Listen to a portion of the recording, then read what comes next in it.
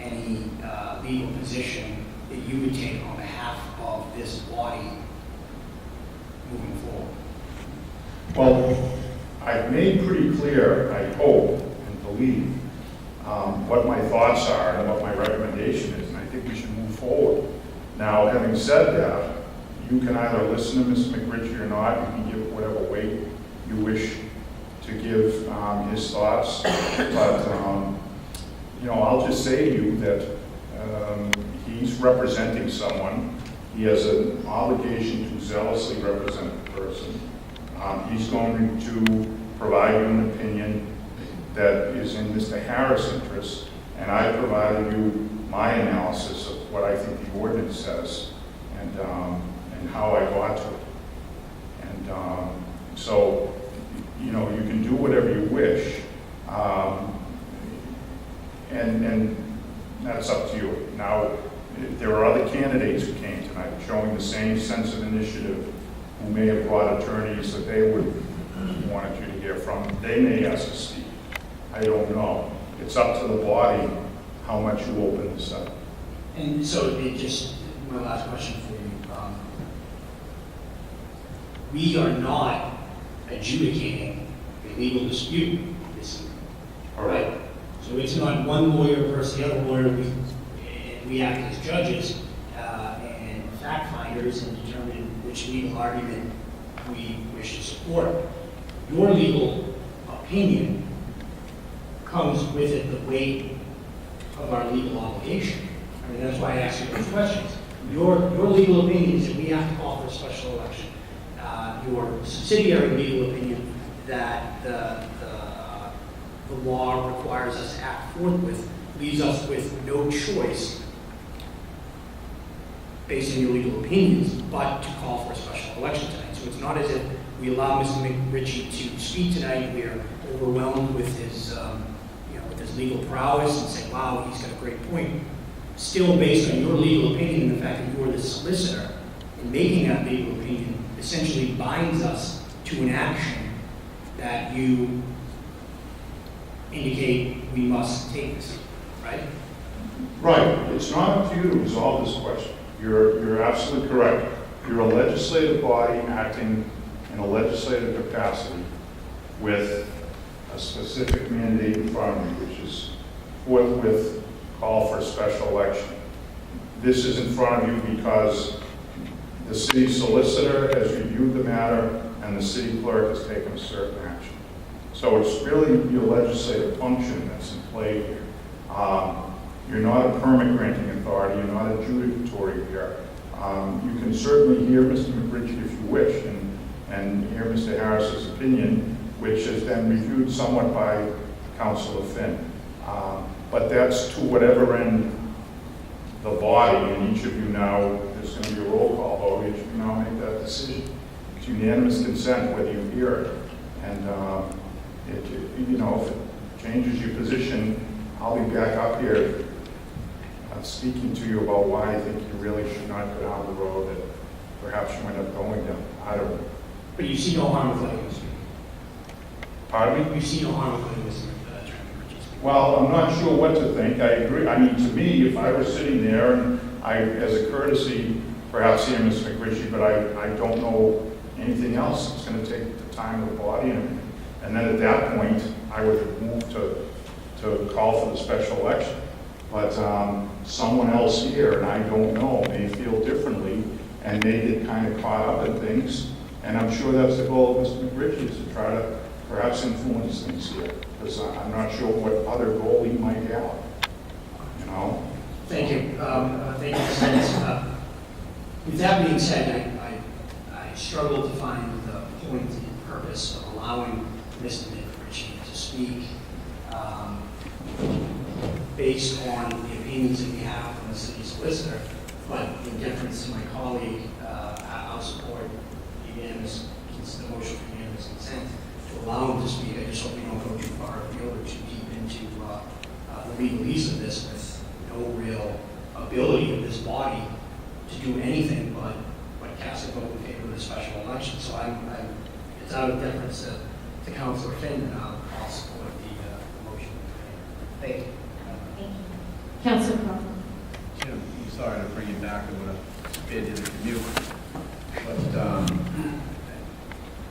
the way that I'm seeing this conversation progress is you're either going to vote to support the special election or you're not going to vote to support the special election. I do appreciate, the attendance of Councilor Ritchie, but, I heard you say that could potentially open up some other folks wanting to speak here this evening that might have some interest in said open seat in Ward 6. Yes. I would foresee this just based on our role in this whole conversation. I don't want to turn this into a candidate's night. You're hearing from one candidate, Mr. Harris, who ran in November and has a position, while there are other people who have expressed the same interest he had. He ran, everyone has to acknowledge that fact, and you're in this Council McNamee, but perhaps these others will say, if Brian McNamee said he wasn't running, I would have put my name in. And they'll want to come up here, and if they see you going in a certain direction and influence you, and they should be heard as Mr. Harris is heard. All I'm saying, I'm not trying to either mute or stifle any discussion or voice. That's up to this body, how much you get into this.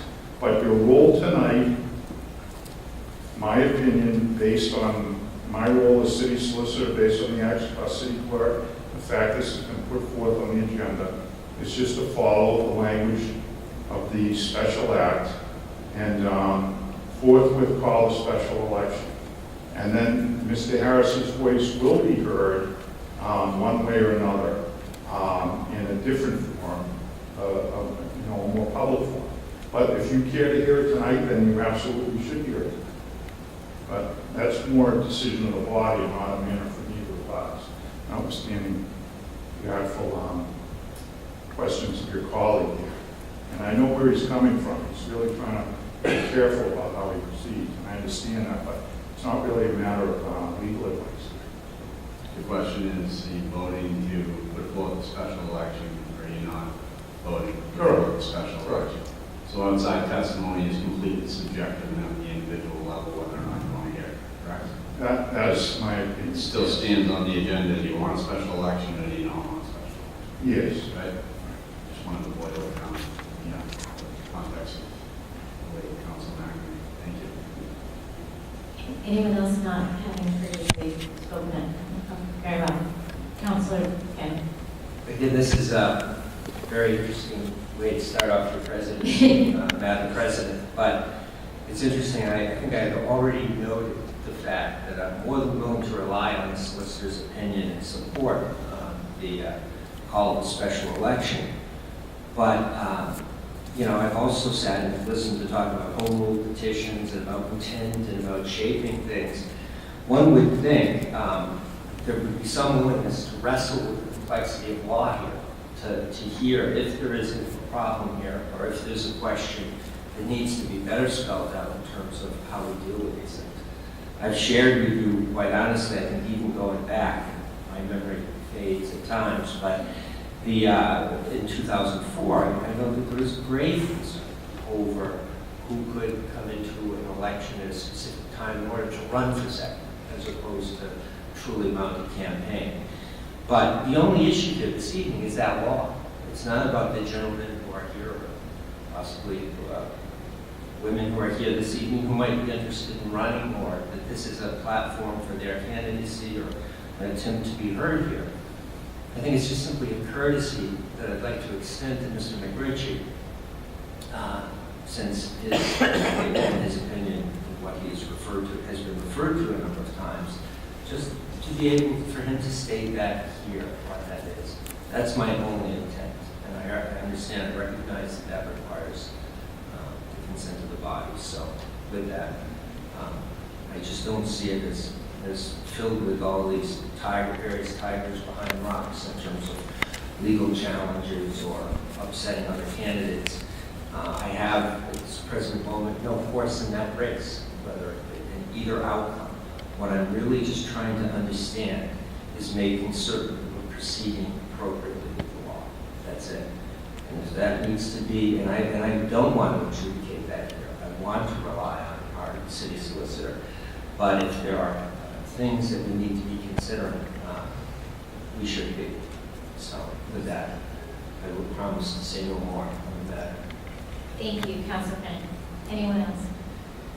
Seeing no further discussion, Mr. Clerk, you can call the roll. On the motion of Council Finn to allow Attorney Jay McRitchie to speak on this issue, Council Kane. Yes. Council Crowe. Yes. Council Devon. Yes. Council Finn. Yes. Council LaFarge. Yes. Council Yang. Yes. Council Calmucci. Yes. President Hughes. Yes. Motion passes. Great. Recognize Mr. McRitchie. Thank you for coming. Good, thank you, Madam President, members of the council. I certainly appreciate the opportunity to speak briefly, and I will speak briefly. And again, I do thank you for the time. It was stated earlier that I started my analysis with the 1953 Act and worked my way forward. And what I'd like to do tonight is work the other way. And because of one of the issues that Solicitor Timmons has raised, each of the special acts contains language notwithstanding any provisions to the contrary, any general special law, notwithstanding and so forth. What that means is that any prior special act, as long as it doesn't conflict, those provisions would survive. So that in 2004, notwithstanding anything, you go back, the 1984 Act would still govern to the extent it doesn't conflict. The 1953 Act would continue to govern to the extent it doesn't conflict with either the 1984 or the 2004 Special Act. I suppose I ought to let the cat out of the bag and reveal to you that I drafted the 1984 Special Act that went before the legislature. It occurred at a time when Ward 1 councilor was resigning, and certainly some of the discussion that took place that night was taking place this evening too. Who are we to choose who should represent Ward 1 and not elect the people in Ward 1? So the legislation was enacted that if there was a vacancy during the term, if a vacancy occurred during the term, there would be a special election in the first 12 months if the vacancy occurred within the first 12 months of the term. I compared very carefully the 1984 and the 2004 special acts, and the only real distinction that I can find is that in the 2004 act, it says the city clerk shall call a special election. In the 1984, it said the city council would call it a special election. And then there is a second section that says this doesn't apply to council as obliged. The second. But if you go back to the 1953 Act, that is the only act that references what happens if the time between the election and the commencement of the term of office, if the councilor dies. That was enacted in 1953. I'm familiar with what's happened in the city since 1982, but I don't believe there's ever been a case where a councilor-elect passed away after the election and before the commencement of the term of office. Now, after the election last November 3rd, I believe it was, all of the councils that were serving at that time that are sitting here tonight and Councilman McNamee had two designations. They were incumbent city councilors at that time for the 2014 and 2015 term, and they were councilors-elect for the 2016-2017 term. Now, the 2004 Act says if a vacancy occurs, if it occurs during the first 12 months of the term of office, which to me, I think is pretty clear, the term of office commences on the first Monday in January with this organizational meeting. The mayor is sworn into office. Here's his inauguration speech. And the term inauguration is commonly used in the city of Quincy. I don't see it in the Plan A or any of the legislation, but everybody calls it an inauguration. So I'll call it an inauguration today. The term of office of the council begins when the council is raising their hand before the city clerk and they promise to to the best of their abilities, carry forth and perform the duties incumbent upon them as city councilors of the city of Quincy. Department heads take the same